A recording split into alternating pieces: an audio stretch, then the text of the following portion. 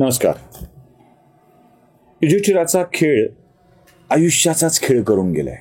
आयुष्याचाच सगळं गेलंय. राज्य गेलंय, महाल गेलाय, ऐश्वर्य गेलंय, सगळं संपलंय. स्वतः सुद्धा दास्यत्व पत्करून बसलाय, गुलाम होऊन बसलाय आणि भावालाही गुलाम केलं. आता लावण्यासारखं काही उरलं नाहीये पणाला. पण तरीही दुर्योधन आणि शकुनी त्याला आठवण करून देत आहेत. अजून आहे, अजून आहे. काय आहे? द्रौपदी आहे. तिला पणाला लावशील तर तुला बाकी सगळं ऐश्वर्य परत मिळू शकतं. द्रौपदी मुळच ऐश्वर्य मिळालंय याची जाणीव लक्षात ठेवा. हे जे काही ऐश्वर्य युधिष्ठिराच्याकडे दिसतंय ना, ते द्रौपदीमुळे. कारण द्रौपदीशी विवाह झाला त्या दिवशी भगवान श्रीकृष्ण पांडवांच्या भेटीला आले. त्या दिवशी जिथून कथा आपण कृष्ण कथेमध्ये घेऊन गेलो, पुन्हा आल्यावर तिथंच आपण कथा सुरू केली होती. तिथे ही पांचाल देशाच्या राजाची कन्या, द्रुपद पांचाल नरेशाची कन्या द्रौपदी, ही त्यांच्या आयुष्यात सुख घेऊन आली आहे. कारण ज्या दिवशी द्रौपदी या पांडवांच्या आयुष्यात आली त्या दिवशी याचकाच्या वेशात दारोदार पांडव फिरत होते, ब्राह्मण वेश घेऊन फिरत होते. हे लक्षात ठेवा. ती यांच्या आयुष्यात आली आणि त्या क्षणी हस्तिनापूरच्या साम्राज्याचं विभाजन करावं, इंद्रप्रस्थ स्थापन करावं, हा प्रस्ताव भगवान श्रीकृष्णाने दिला. तो मान्य झाला. इंद्रप्रस्थाची निर्मिती झाली. यांना राज्य मिळालं. पुढे अनेकांची युद्ध करून हे चक्रवर्ती सम्राट बनले. त्याने जरासंधाचा वध केला. जरासंधाच्या ताब्यातले सगळे राजे यांचे मांडलिक झाले. शिशुपालासारख्या माणसाचा वध झाला आणि तिथे पांडवांचं ऐश्वर्य, सत्ता सगळी वाढू लागली होती. द्रौपदी ही आपल्या आयुष्यामध्ये यश घेऊन आली आहे, संपत्ती घेऊन आली आहे, राजवैभव घेऊन आली आहे, याची जाणीव युधिष्ठिराच्या मनामध्ये आहे. हीच द्रौपदी पुन्हा एकदा या द्यूतामध्ये आणली तर हे सगळं आपल्याला परत मिळू शकेल असं युधिष्ठिराला वाटतंय. बुद्धी कुंठित होणं काय असतं याला म्हणतात भ्रष्ट होणं. बुद्धी काय असतं याला म्हणतात.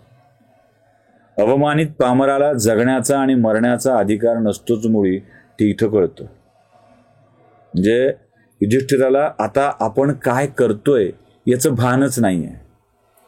वेडी आशा आहे, वेडी आशा.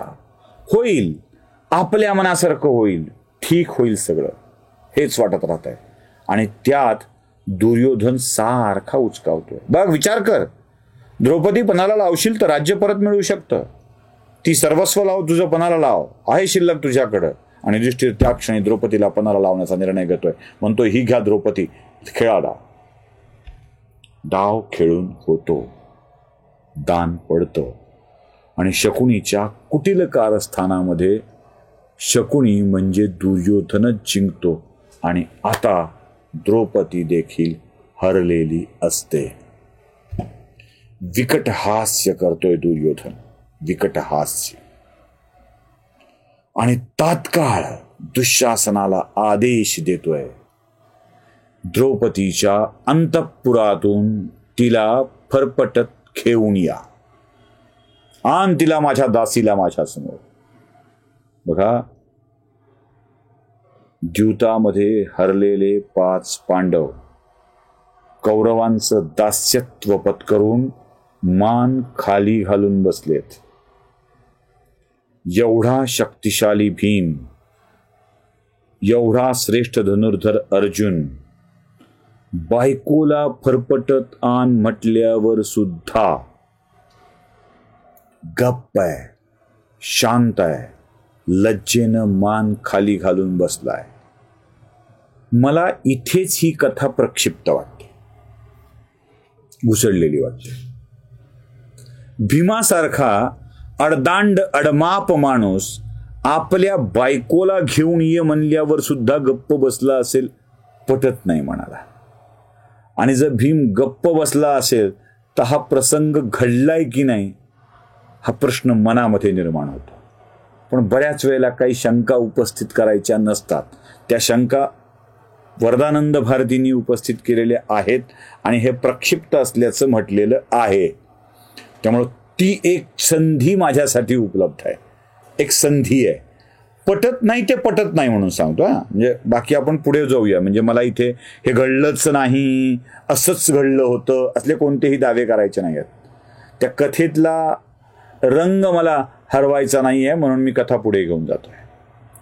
मग दुःशासन तेवढ्याच तत्परतेनं द्रौपदीच्या अंतःपुरात जातोय.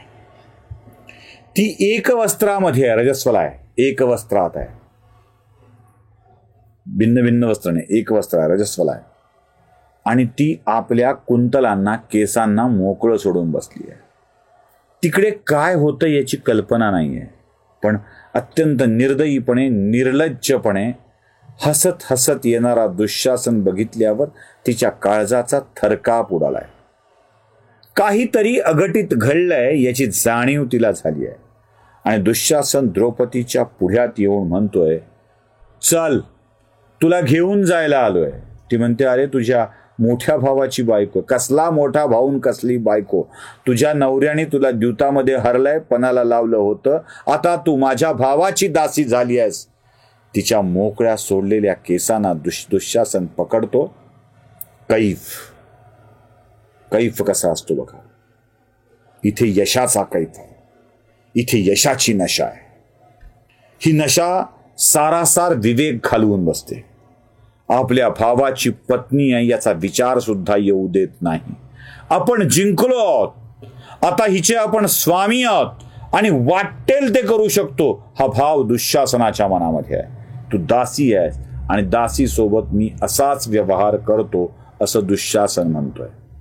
अर्थात या कुरुकुळात इतर दासींच्या सोबत असा व्यवहार झाला होता का हे सुद्धा तपासणं आवश्यक आहे. म्हणून ही कथा मलाही प्रक्षिप्त वाटते, मलाही वाटते. पण कथा आपण पुढे येणार आहोत. तिच्या केसांना धरतोय आणि फरफटत तिला तो द्यूतग्रहापर्यंत, खेळाच्या ठिकाणापर्यंत आणतो. एका वस्त्रातली असलेली रजस्वला पत्नी अशी अवमानित होऊन कुरुवंशाची कुलवधू द्यूतग्रहात आणली जाते आणि द्यूतग्रहातला एकही राजकुळातला माणूस यावर आक्षेप घेऊन दुर्योधनाला थांबवत नाही, दुःशासनाला थांबवत नाही, हा अपमान करू नकोस असं म्हणत नाही. याच कुरुवंशाची सून द्रौपदी याचना करतीये, मी रजस्वला आहे, मला स्पर्श करू नका, माझ्यावर दया करा.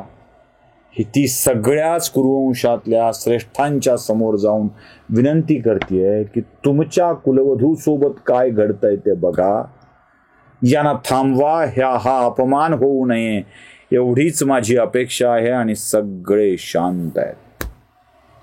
भीष्म शांत आहेत, धृतराष्ट्र शांत आहे, विदुर खाली मान घालून बसलेत, कृपाचार्य काही बोलत नाहीत, द्रोणाचार्य काही बोलत नाहीत. सगळे फक्त मूक साक्षीदार आहेत. आणि दुर्योधन, दुःशासन आपल्या प्रचंड कैफात आहेत, यशाच्या कैफात. आणि शकुनी याचा असुरी आनंद घेतोय. दुर्योधन आपल्या मांडीला उघड करतोय, वस्त्राला बाजूला करतोय आणि उघड्या मांडीवर थाप टाकून म्हणतोय आपल्या, ये माझी दासी द्रौपदी, तू माझ्या मांडीवर बस. त्यावेळी त्याचा मित्र कर्ण, द्रौपदी एवढं लाजायचं कारण नाही, 5 नवऱ्याची बायको काय आणि 6वा माझा मित्र काय फरक पडतो? तुझ्यासारखी 5 नवऱ्याची बायको 6व्याची झाली तर वेश्येला काय त्याचं, असं म्हणून द्रौपदीची विटंबना करतो. आणि हे सभा उघड्या डोळ्यांनी बघत असत.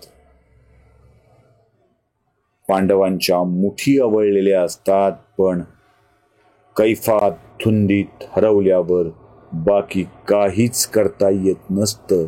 म्हणून असहाय्य अगतिक होऊन ते आपल्या स्वतःच्या अपमानाकडे सहन करत असतात आणि पत्नीचा अवमान देखील सहन करत असतात. कुरुक्षेत्राच्या द्यूतग्रहात एवढंच वाईट घडणार नाही आहे, याच्यापेक्षा अजून काहीतरी वाईट घडणार आहे, आणि जे या कुरुकुळाच्या विनाशाचं कारण ठरणार आहे. ते काय घडणार आहे बघूया पुढच्या भागात.